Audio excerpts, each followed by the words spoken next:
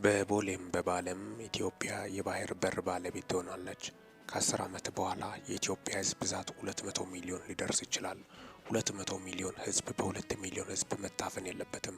ሀገራችን የተፈጥሮ ሀብቷን እንዳትጠቀም በውስጣዊ ግጭት እንድታተኩርና ለዘመናት በድህነትና ኋላቀርነት እንድትቆይ የሚፈልጉ ታሪካዊ ጠላቶቻችን ሴራ በጀግናው ሰራዊታችን ጀግንነት በመላ ህዝባችን ድጋፍና በመሪዎቻችን በሳል አመራር ሰጪነት በመበጣጠስ ወደ ሰላምና ልማት እየተሸጋገርን እንገኛለን። የተፈጥሮ ሀብታችንን ተጠቅመን እንዳንበልጽግ የሚሰሩ ታሪካዊ ጠላቶቻችንን አቤት ባይ ኃይሎች እኩይ ሴራ በማክሸፍ የልማት የሰላምና የመስራራት መንገዳችንን ጀምረናል። ላለፉት 30 ዓመታት ተኝተናል። አሁን ግን ላንተኛ እንደ ሀገር ነቅተናል። የሀገራችን የህልውና ጥያቄ የሆነውን የሰላም፣ የልማት፣ የባህር በር ተጠቃሚነት እናሳካለን። ፊልድ ማርሻል ብርሃኑ ጁላ በ118ኛው መከላከያ ሰራዊት ቀን በዓል ላይ የተናገሩት። ሌላኛው መረጃ የቀድሞ የትግራይ ክልል ጊዜያዊ አስተዳደር ፕሬዝዳንትና የአሁኑ ጠቅላይ ሚኒስትሩ አማካሪ አቶ ጌታቸው ረዳ የኤርትራ መንግስት ከኢትዮጵያ ጋር ጦርነት ውስጥ ለመግባት ምንም አይነት ፍላጎት እንደሌለው ገለጹ። አቶ ጌታቸው ይህንን የተናገሩት አዲስ ያቋቋሙት የትግራይ ትብብር ፓርቲ ወይም ስምረት የምስረታ ጠቅላላ ጉባኤ በተካሄደበት ወቅት ነው። ጉባኤው ጥቅምት 24 ቀን 2025 ዓ.ም የተካሄደ ሲሆን የተለያዩ የፖለቲካ ድርጅቶች መሪዎች፣ የኢትዮጵያ ብሔራዊ ምርጫ ቦርድ ተወካዮችና የብልጽግና ፓርቲ አባላት በተገኙበት ነው። በኢትዮጵያና በኤርትራ መካከል ስላለው የሻከረ ግንኙነት የተናገሩት አቶ ጌታቸው የኤርትራ መንግስት አቅሙን ስለሚያውቅ ጦርነት የመጀመርም ሆነ የመግጠም ምንም አይነት ሀሳብ እንደሌለው ተናግሯል። የኤርትራ ባለስልጣናት በኢትዮጵያ በኩል ስላለው ወታደራዊ እንቅስቃሴ ለምን ዝም እንዳሉ ሲጠየቁ በደቡብ ትግራይ ያሉ አንዳንድ አካላት በእነሱ ምትክ እየሰሩ ነው የሚል ምላሽ እንደሰጧቸው የገለጹት አቶ ጌታቸው ይህም አዲስ ጦርነት ቢቀሰቀስ የሚጀምረው ከደቡብ ትግራይ ወይም ከሰሜን ወሎ ሊሆን እንደሚችል ፍንጭ የሚሰጥ ነው ብለዋል። አቶ ጌታቸው በቀድሞ ፓርቲያቸው ህወሓትና በአሁኑ የክልሉ አስተዳደር ላይ ጠንካራ ትችት ሰንዝረዋል። የክልሉ ገዢ ፓርቲ ክልሉን ወደ ሌላ ጦርነት ለመክተት እየሞከረ ነው፣ እኛ ግን ይህንን እንቅስቃሴ በማንኛውም መንገድ እናስቆማለን ሲሉ አስጠንቅቀዋል። በተጨማሪም በትግራይ ክልል ውስጥ እየጨመረ የመጣውን ጭቆናና አለመረጋጋት የኮነኑት አቶ ጌታቸው ለዚህም በወታደራዊ ባለስልጣን ሽፋን የሚንቀሳቀስ የተደራጀ ኃይል ተጠያቂ መሆኑን ገልጸዋል። በክልል ውስጥ ህገወጥ የወርቅ ማዕድን ቁፋሮ፣ ሙስና፣ የመሬት ወረራ፣ የሰው ማዘዋወርና ስርቆት መስፋፋቱን የጠቀሱ ሲሆን የክልሉ አስተዳደር አባላትም በዚህ የወንጀል ድርጊት ውስጥ ተሳትፎ እንዳላቸው ገልጸዋል። አዲሱ የስምረት ፓርቲ ጉባኤውን በትግራይ ክልል ማካሄድ ያልቻለው በደረሰበት ከፍተኛ ጫናና ማስፈራራት መሆኑን የገለጹት አቶ ጌታቸው የፓርቲያቸው ቢሮ መሰበሩንና ንብረት መውደሙን ተናግረዋል።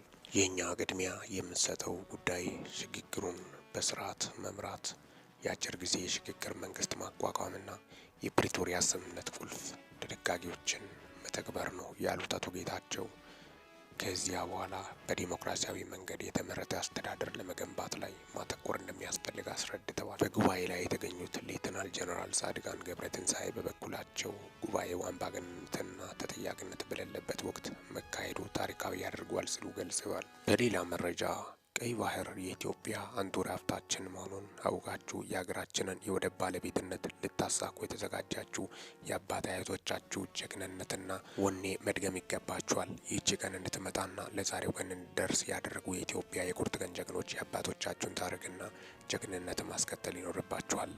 አሁን ላይ የተገኘው ሰላም በሰራዊታችን ብርቱ ተጋድሎና መስዋዕትነት በመሆኑ ይህ ጀግንነታችን እንደ ወታደር ሁሌም የሚያኮራን ከመሆኑ በላይ ሀገራችንን በጽኑ መሰረት ላይ ያስቀምጣታል። ሀገራችን የአፍሪካውያን ተስፋና የዜጎች ኩራት ሆና እንድትቀጥል ሉዓላዊነቷን በትውልድ ቅብብሎሽ የማጽናት ሂደት ተጠናክሮ ይቀጥላል። የሀገራችን ዘመናዊ ሰራዊት ግንባታ ፍላጎት ለማሟላትም የይዙ ማሰልጠኛ ማዕከል ትልቁን ድርሻ ይወስዳሉ። ተመራቂ የሰራዊት አባላት የሚይዛችሁት የመጣችሁትን የሀገር ፍቅር ከተማራችሁት ወታደራዊ ሳይንስና እውቀት ጋር በማጣመር እናት ሀገር ኢትዮጵያን በቅንነትና በፍጹም ታማኝነት ማገልገል አለባችሁ። ሜጀር ጀነራል ብርሃኑ ጥላሁን የ6ኛ ዕዝ በጦላይ ከፍተኛ ባለ ሌላ ማዕረግተኛ ማሰልጠኛ ትምህርት ቤት ያሰለጠናቸው ወታደሮች ሲያስመርቁ የተናገሩት። ክቡራትና ክቡራን የዩቲዩብ አድማጮች አጠቃላይ እንግዲህ የኢትዮ ኤርትራ ጉዳይን በማስመልከት የኢትዮጵያ በኩል እየተነሱ ያሉት እንግዲህ ከፍተኛ የወደብ ፍላጎት እንዳለባትና ታሪካዊ መሬት ነው በማለትም ነው ኢትዮጵያ እያነሳች ያለችው በተከታታይ ማለትም ነው። ይህ እንግዲህ ጠቅላይ ሚኒስትሩ ዶክተር አብይ አህመድ ሀሳብ ፓርላማ ላይ ካነሱት በኋላ ነው። ኤርትራ እንግዲህ ወደብ ኢትዮጵያ ከኤርትራ ብቻ ሳይሆን ከሶማሌላንድም እንዳትጠቀም ስትገፋፋ ነበር። አትፈልግም ኢትዮጵያ እንድትጠቀም። ምክንያቱም ከሶማሊያ መንግስት ጋር በመሆን ወታደራዊ ስልጠናዎችን ስትሰጥ ነበረች። ስለዚህ ወደ ኤርትራ ሄዴ ወደ ሶማሊያ ላንድ ሄዴ ያው መጀመሪያ ኤርትራ ላይ የነበረው አሰብ ወደብ የኢትዮጵያ ታሪካዊ መሬት እንደነበረ ግን በአባቶች ስህተትና ከፍተኛ ድክመት ከዚህ በፊት የነበሩት የኢትዮጵያ መሪዎች ትዕዛዝ ነበረ። የኢትዮጵያ ሕዝብ ሄዶ ነበረ ወደቡን ለማስመለስ። ቀይ ባህር የኢትዮጵያ ነበረ፣ የኢትዮጵያ ግዛት፣ የኢትዮጵያ ይዞታ ነበረ። ይህ የአባቶች የሰሩት ትልቅ ስህተት እንደሆነ ትውል ላይ ጦስ ይዞና መጣ ጀመርም ነው። ኢትዮጵያ እንግዲህ በወደብ ባህር አልባ መሆኗ ከፍተኛ ችግር ኢኮኖሚ ላይ ቀውስ እንደፈጠረባትም ነው። በዛ ላይ ደግሞ ባህር ኃይል ስትገነባ ቀይ ባህር አካባቢ ያለውን ከፍተኛ የወታደራዊ በላይነት አልፎም ደግሞም የተለያዩ ኢኮኖሚ ማረጋጋቶች ረገድ ላይ የጎላ ሚና ይጫወታል የሚል በርካቶቹ ግምታቸውን ያስቀምጡበትም ሁኔታም ነው የተስተዋለው።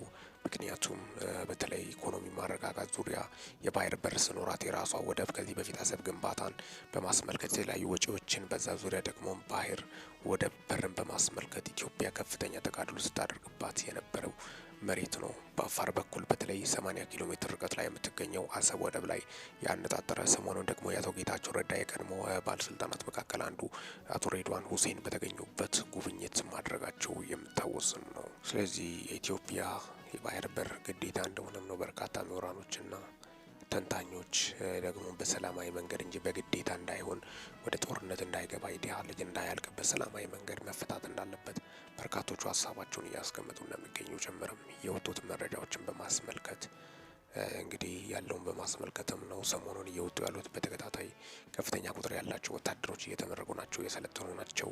በአሁኑ ሰዓት ደግሞ ከህወሓት በኩል እየተነሳ ያለው ትኩሳት ሌላ ነው፣ ከባድ ነው። ህወሓት ደግሞ እየጠየቀ ያለው ሌላ ነገር ነው። በዚሁ ዙሪያ ደግሞ ህወሓት ምናልባት ኤርትራዎች ጋር አንድ ይሆናል የሚል ከፍተኛ ግምት በርካቶቹ የገለጹ ስለሆነ ይህ ነገር በሰላማዊ መንገድ በፍቅር በመነጋገር በመወያየት በመቻቻል ጉዳዩን ሰጥቶ በመቀበል መሪ በሚል ባህር በር ኢትዮጵያ ተጠቃሚ እንድትሆንም ከዚህ በፊት በተደጋጋሚ ጠቅላይ ሚኒስትር ዶክተር አብይ አህመድ ጥሪ ማስተላለፋቸው የሚታወስ ነው። ስለዚህ በሰላማዊ መንገድ ነገሮቹ መቋጨትና መፈታት እንዳለባቸው በንግግርና በውይይት መፈታት እንዳለባቸው ምሁራኖችም እየገለጹ እንደሚገኙ ጭምርም የወጡት መረጃዎችን በማስመልከት የኢትዮጵያ ሰጥቶ መቀበል በሚል መሪ የኢትዮጵያ መንግስት ጠቅላይ ሚኒስትር ዶክተር አብይ አህመድ ዋና መሪ የሆኑት ማስተላለፋቸውን በማስመልከትም ከዛ በኋላ ደግሞም እየተዘባረቁ ያሉት ሀሳቦች በርካቶችን ሲያወዛግቡ እንደከረሙ ጭምርም ነው። እንግዲህ አሁን የወጡት መረጃዎችን በማስመልከት ዕለታዊ መረጃዎችን በማስመልከት ምን እየተሰሙ ነው በሚሉ ዙሪያ መሬት ላይ ያለው እውነታን በማስመልከት የፊልድ ማርሻል ብርሃኑ ጁላ ንግግርን በማስመልከትም ነው አጠቃላይ ዕለታዊ መረጃዎችን ለእናንተ ይዤላችሁ ያመጣሁት። እስካሁን ድረስ አብሬያችሁ የቆየሁት ሚኪ ነኝ ከሚኪታ ቦረንፎ። ለዚህ ቁም ነገር አዘል ቻናል አዲስ ከሆናችሁ ሰብስክራይብ በማድረግ ቤተሰብ የሆኑ ይህንን ቪዲዮ ላይክ፣ ሼር እና ኮመንት በማድረግም ላልሰሙት እንዲዳረስ ያድርጉ። ለሰዓታት ያሉኝ መረጃዎች ይመስላሉ። በወቅታዊና አጫጭር መረጃ እስከምንገናኝ ድረስ በያላችሁበት ዓለም ክፍል ሰላም ያቆያችሁ።